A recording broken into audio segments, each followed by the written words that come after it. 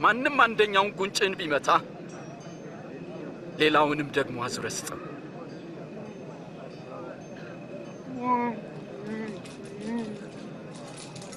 መጎናጸፊያንም ለሚወስድ እጀ ጠባብህን አትከልክለው።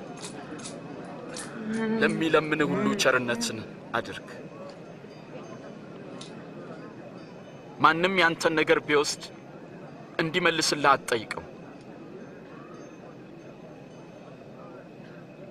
ለራስህ የምትፈልገውን አንተም ለሌሎች አድርግ። የሚወዷችሁን ሰዎች ብቻ ብትወዱ እንዴት ምስጋና ይኖራቸዋል? ኃጢአተኞችም እንኳን የሚወዷቸውን ይወዳሉ። መልካም ለሚያደርጉላችሁ ብቻ መልካም ብታደርጉ እንዴት ምስጋና ይኖራቸዋል? ኃጢአተኞችም ያደርጋሉ። ፈጽሙ። ጠላቶቻችሁን ውደዱ፣ መልካምም አድርጉላቸው። ምንም ተስፋ ሳታደርጉም አበድሩ። ያኔ ዋጋችሁ እጅግ ታላቅ ይሆናል። የልዑል እግዚአብሔር ልጆች ትሆናላችሁ።